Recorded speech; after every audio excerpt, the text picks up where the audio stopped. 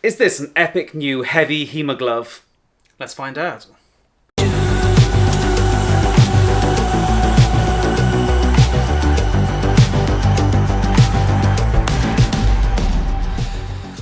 Hi guys and welcome back to the Academy for Superior Fencing. I'm Nick Thomas. And I'm Michael Thomas. So today we're looking at a new heavy glove on the market, which is the Superior Fencing Impact Resistant Glove. Yes, this is one of their newest products, and it's designed to be a sort of a medium level to high level contact glove. Supposedly the glove to do everything. So yeah, this one, it might look a bit like a motorcycle glove, particularly with these little dot pieces, and people have assumed they are like that, or a bit like, say, the Gargiardoni ones they used to sell, or Tempest Fugitive sell something similar. It's nothing like those kind of slightly beefed up motorcycle gloves. This is intended to be a actual heavy glove for, you know, longsword and sabre and that kind of thing. Yeah, and Superior Fencing sent us a pair of these to test. They sent them to us in a medium. Yes, a size medium. And Nick and I have both got slightly different hands. Well, we obviously have different hands. We have slightly different size hands. So it's a good test to find out what they're like and what the sizing is like as well. Yeah, so we both tend to wear around about medium, but I'm slightly smaller on the medium size and Mike tends to be slightly larger. So we're just a little bit, you know, outside of the kind of average of medium, I guess, either side. Which is quite handy, really. Yeah. So we've both used these quite extensively now on, what kind of swords have you used? Basically everything that I could imagine, from longsword to sabre, side sword, polearms, basically everything that isn't a rapier or small sword. Okay, and I've used them sabre, longsword, and just a couple of bouts with a spyhander as well. So the kind of stuff you'd normally expect to use a sort of a clamshell mitten for. So we haven't been holding back. I suppose they're designed in some ways to be like a Red Dragon, aren't they? But with a lot more protection. Red Dragon Plus. Yeah, sort of the super Red Dragon. And if you look at it first glance, you think that actually just looks like a Red Dragon glove with maybe a few sort of little extra pieces like this kind of gel plastic plate and these little studs. And that's all there is to it. But it's a lot more complicated than that, isn't it? It is, although the one thing that they do have in common with the Red Dragon glove is they're really light, which is something that's really nice, because a lot of heavy gloves on the market top out at kind of 600 plus grams per glove, and these are just over 300 a piece, so they're in the same kind of weight range as a Red Dragon, which is really nice. So just over 300, did you check them? I can't remember the exact weight, but yes, they were very light. So like when I was using the Pro Gauntlets, they were more like 450, weren't they? They were 600. 600? Good, what, each? Yeah, 605, I think. Oh, okay. Yeah. They're a lot heavier than I remember. Okay. Well, yeah, they do feel really light. You know, you pop it on. They're about 325, I think, something like that, 330. They're very light. It basically feels like a padded leather glove, doesn't it? Yeah. It doesn't feel like an armoured glove at all until you start pushing around the glove to find out, you know, how it's actually constructed. And I suppose if you get a little bit closer, you can see the way it's actually built. So it's got like this kind of like it's a honeycomb style, isn't it, on the inside? Yeah. So to give you a fair bit of grip, and then this kind of suede finish on the fingers. Now, the construction is the one thing that we're not really going to be able to show you because it's all sewn in, it's integral to the glove. But the thing that's so massively significant to this is it has crush protection to the fingertips. So it has integral fingertip protectors that go all the way around the front of the finger and therefore give structural support to the glove. Because, of course, no matter how good the protection on the top of the finger is, if it can crush the finger against the hilt of your sword, for example, it can still break the finger. And so this has a full integrated tip that goes kind of all the way down to where you actually connect with the sword grip. Yeah, these are a lot like if you look at the Superior Fencing, the add-on fingertip protectors that you can buy. It's very much like having those, although I think the Spez ones. Spez, what did I say? Superior Fencing. Okay, yeah, the Spez ones. You know what I mean. So if you put the Spez fingertip protectors in, you'd find they're quite similar, but these are they're fully integrated. They don't move around and kind of vanish into the glove. So they stay in place, and your finger can't really slide under them as well. It's sort of stitched, isn't it? So your finger can't slip under, which is a problem I've had with sort of some other gloves where your finger goes underneath the tip protector. And then if you get hit, the tip protector comes down onto the tip of your finger, which really hurts. So it's basically a composite glove design. We've got these outer hard plastic dot sections. We've got the plastic tip protector inside. We've got foams inside that, leather sections. It is a real composite glove design of different materials.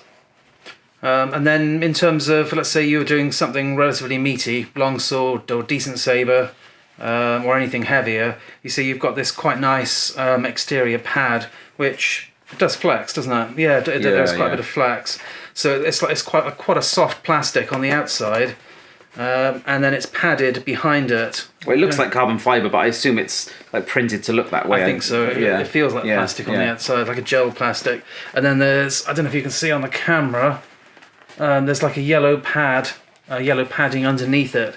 So there's a bit of extra protection, so it's not just plastic straight on the hand, and that does bend right over the knuckles. So yeah, that feels really good actually. And the thumb, you've also got a solid plate on the top of the thumb, and separate then kind of like the dot protection thing and the integral fingertip protector style, like you've got in the other fingers over the thumb as well. So what's the point of these dot protectors? I think that, again, that comes from the motorcycle glove. I think that's where they've kind of recycled them from. And I think it's just basically just a level of hard shell protection that dissipates the energy, just to give you some hard shell protection to integrate with the other composite materials. Because interestingly, if even though it looks like it's just got these studs, sort of like a rollerball style glove, which would be quite cool, it's actually, if I squeeze it at the sides here, it's actually plastic underneath them as well. There's like a figure of 8 shape under sort of extra piece underneath those round pieces. So you have actually got plastic between them, which I hadn't noticed.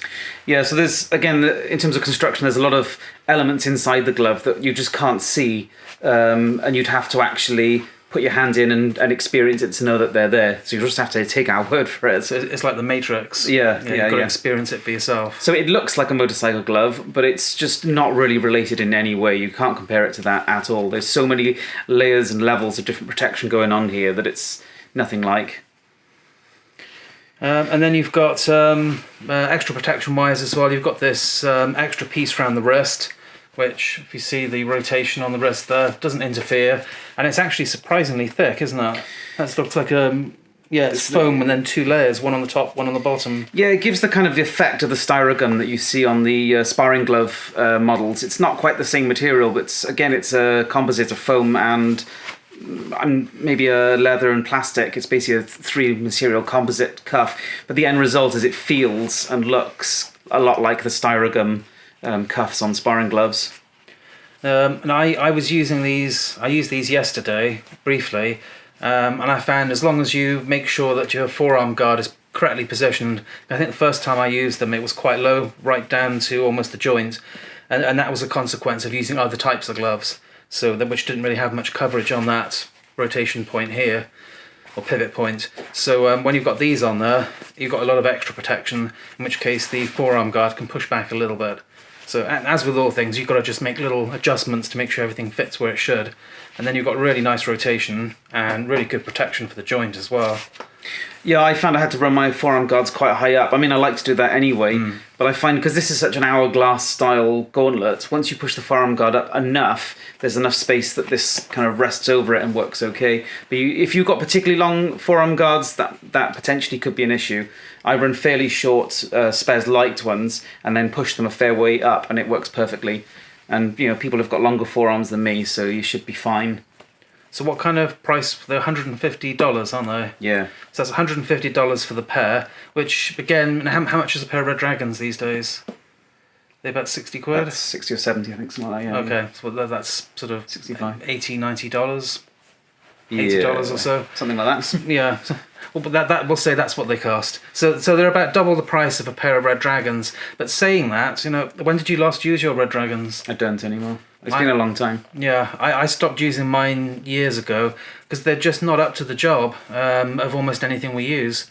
Even the synthetic sort of sabres, you get hit in the wrong place and they really hurt. I would still use my Red Dragons for synthetic sabres if I could break them in, and I just can't break them in anymore. That's true. And that's really taking it back to these gloves. The first day I put these on, they just worked. In fact, the first day I used these was a 4-hour sparring event, and they were brand new and they felt broken in from the first fight.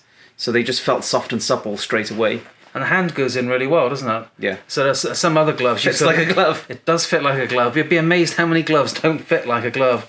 But we've got a lot of others, and you sort of get them and you're kind of pulling and twisting and then sort of tugging, and then you've got to make little adjustments to make sure everything fits in the right place.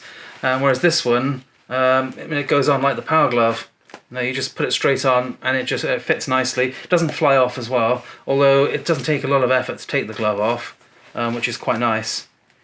So yeah, I think fit is really good. In terms of sizing, I would say it's a little more generous than most places are listing them, or listing other gloves, would you think? Yeah, by a tiny bit. Like, I'd still buy the same size personally that I know I do in other glove sizes, but it's definitely more generous than other mediums that I've worn. Yeah, because a load of our other members have been looking because they're quite keen to get a pair of their own, and people that would normally buy a large are finding that actually the medium fits them fine.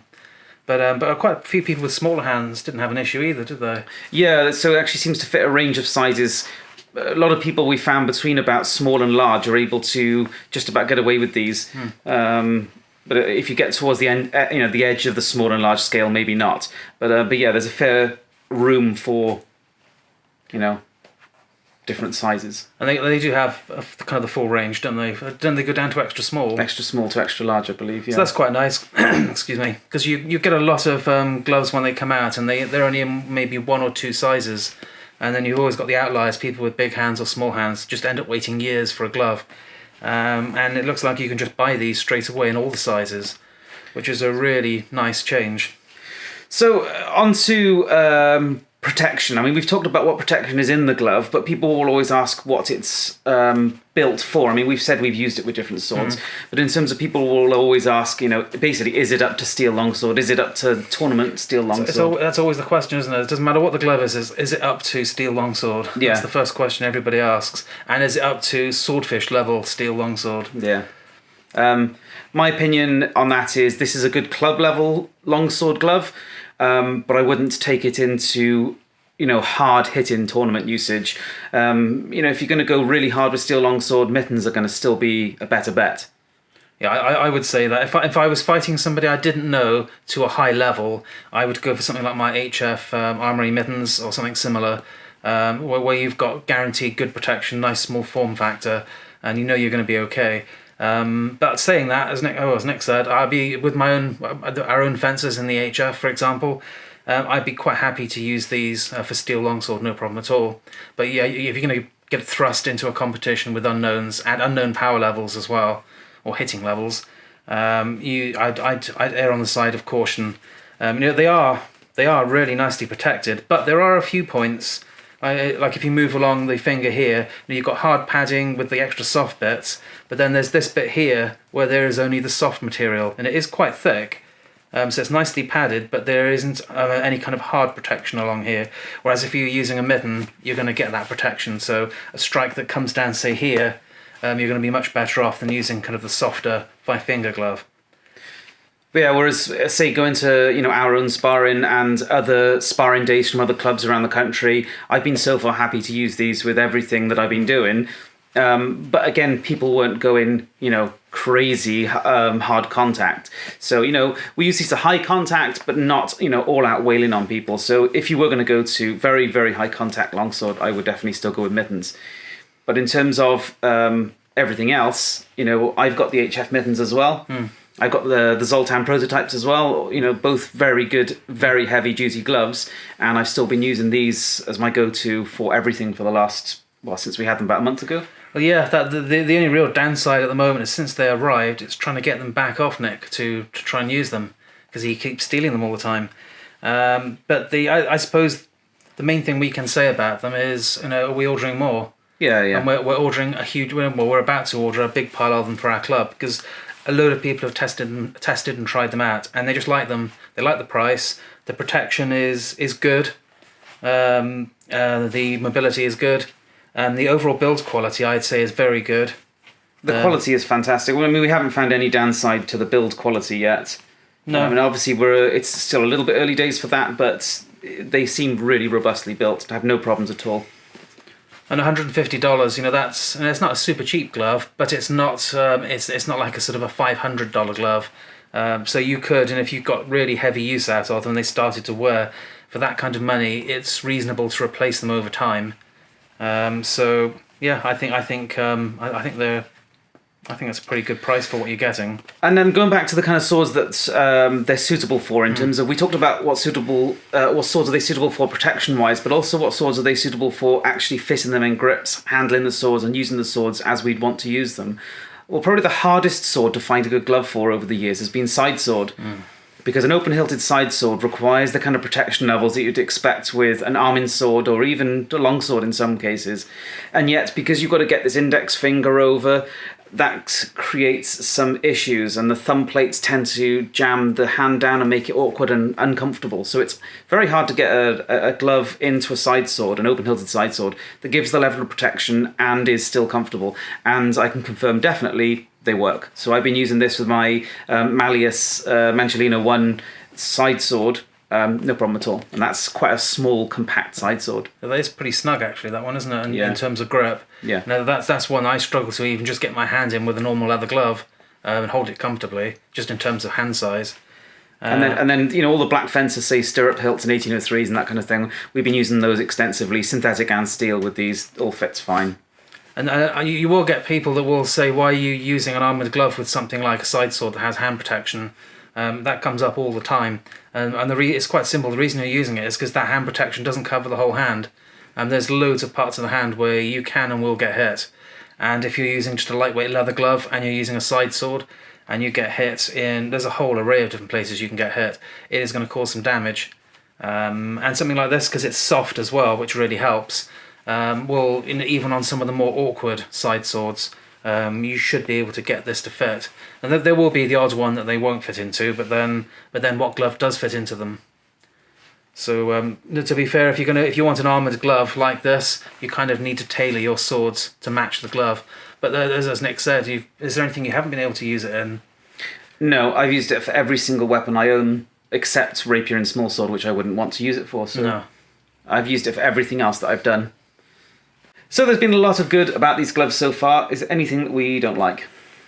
There's nothing I would say that is actually bad. There's the one thing which is kind of personal use. I know we don't even think the same about it anyway.